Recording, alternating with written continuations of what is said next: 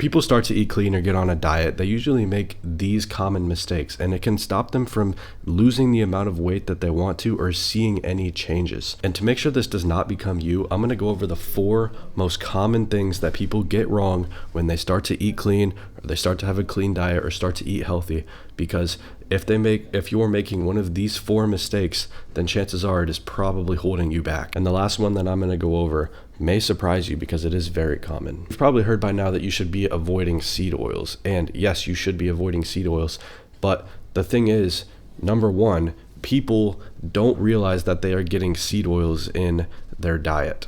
So, for example, what do I mean by this? Seed oils are in everything these days. And we know that we must avoid them at all costs because it is one of the most unhealthy foods on the planet.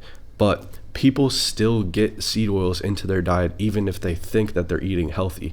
For example, they might be covering their salad in dressing like ranch or 1000 Island dressing, something like that, or barbecue sauce on a steak. Or even worse, they might be cooking their healthy food in seed oils. They might be going to a restaurant and they're ordering healthy food, but it's being cooked in seed oils at the restaurant. Now, we don't want to be going and cooking a steak in canola oil. We don't want to have soybean oil in our dressing. We don't want to be having healthy protein bars with seed oils and artificial crap. So that is number 1. Hidden seed oils in people's diets. We need to be cutting out the seed oils entirely. So if it is an oil that I'm about to list, it is a seed oil and you need to eliminate it. Soybean oil, canola oil, vegetable oil, sunflower oil, corn oil, and rice bran oil. You need to, these are seed oils. These are the most unhealthy things that you could possibly eat. I have a whole other video on my YouTube channel about seed oils. It is a very informative video, so go check that out. You will learn a lot about seed oils and why they are so bad. Okay, moving on. Number 2, low quality foods, not organic and not grass fed. Now, sometimes people's budget gets in the way of this one. They can't really afford higher quality food. And if that is you, I don't blame you. Getting whole foods that are not as high quality is still winning. You are still eating clean. You're still going to be generally healthy, and it is much better than eating processed food. Don't get me wrong. But we want to make sure that you are at least getting some high quality foods. For example, we don't want to be eating a ton of processed meat, sausage, maybe limiting our pork intake, and we don't want to really be buying, and we want to make sure that we're buying higher quality eggs over lower quality eggs. So for example, in Walmart, you got these styrofoam eggs, grade A white eggs. Now those eggs are coming from a grain-fed chicken that was treated like shit its whole life, and then those eggs are like washed in chlorine, and it's just not ideal. So we want to be getting free-range eggs or pasture-raised eggs. That's eggs for an example. For meat, we want to make sure that we're not getting grain-fed meat. We want to get grass-fed meat. Now, grain-fed meat is still very nutritious. It is a very healthy food, but it can always be better. So we want to get grass-fed meat. And for our fruits and vegetables, we want to make sure that it is organic and not inorganic, because they are spraying the fruits and the vegetables with a ton of pesticides if it is not organic. Even if it is organic, organic just means less. So we just spend the extra dollar and get the organic one. Trust me, we don't want to be putting pesticides and chemicals in our gut. We want to keep our gut healthy, and we want our gut to do its job as best as we can, because when we have an unhealthy gut, we will have unhealthy skin and we won't look healthy. Real quick, if you enjoy learning about health or you want to fix your health and become a healthy person, I really encourage you to subscribe to my YouTube channel. It's free, it's easy, it's simple, and on my YouTube channel I have a ton of valuable videos that are so helpful if you want to become a healthy person, if you want to learn about sleep, if you want to learn about the best diet, why foods are good, why foods are bad, then go subscribe to my YouTube channel. It will help you. Okay, number 3, this one might shock you, and it kind of shocked me when I first learned about it. Eating farm-raised fish. So why is farm-raised fish on the list? Why is eating farm-raised fish actually kind of bad for your health? So you always hear that people, I'm eating fish, I'm eating healthy, Mediterranean diet, but what you don't hear is that fish is actually pretty toxic. A new study came out that showed Farm-raised salmon was one of the most toxic foods that you could eat. Why?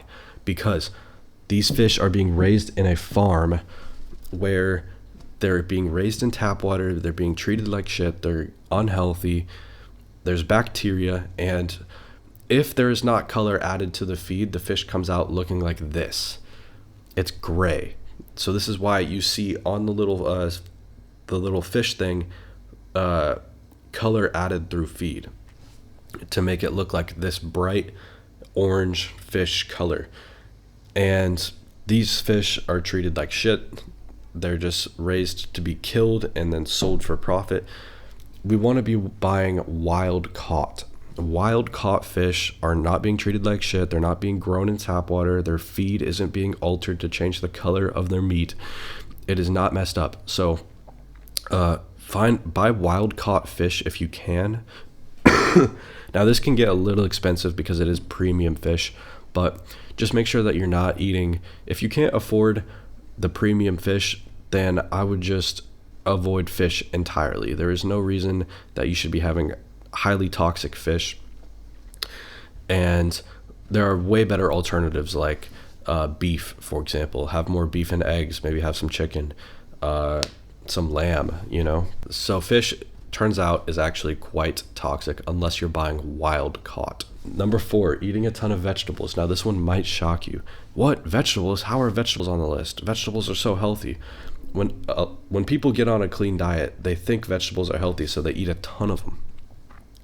And that is not ideal. Let me explain. So when plants are growing in the wild and there is a predator, they can't run away from the predator. They're stuck in the ground, right? And the only way for the plant to stop itself from being eaten by another animal is to produce something called plant toxins or defense chemicals. Now, this is when the animal eats the plant, it makes the animal's stomach upset and it spits it out and it will never eat the plant again. Now, that's a form of plant defense.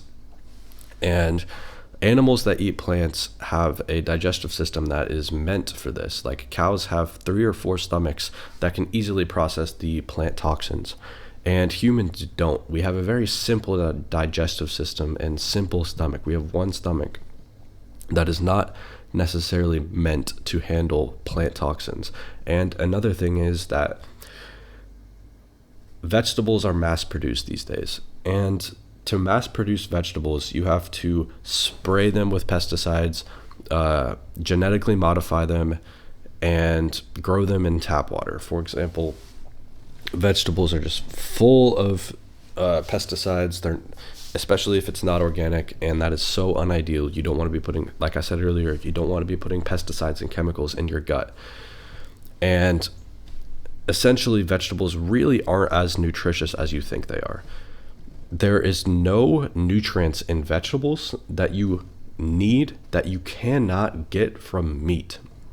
So there is essentially no reason to eat vegetables, and there is every reason to eat meat. Now, I personally eat one vegetable in my diet.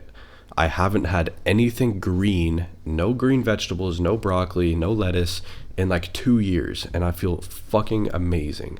There's zero reason to eat any green vegetables. All I eat is sweet potato for the clean carbs. And vegetables, if you really tolerate vegetables and you're like, I love my broccoli, I love my kale, which is weird, it tastes like shit. It's almost like your brain is telling you not to eat it. If you want to eat that, make it like 10 to 20% of your diet max. 10 to 20% of your calories max. There's no reason that we should be spamming lettuce, or even worse, being a vegetarian or vegan. Potatoes and carrots are the only vegetables that I would consume. I don't want to be getting plant toxins. I don't want to be getting pesticides, so I'm not going to eat any vegetables.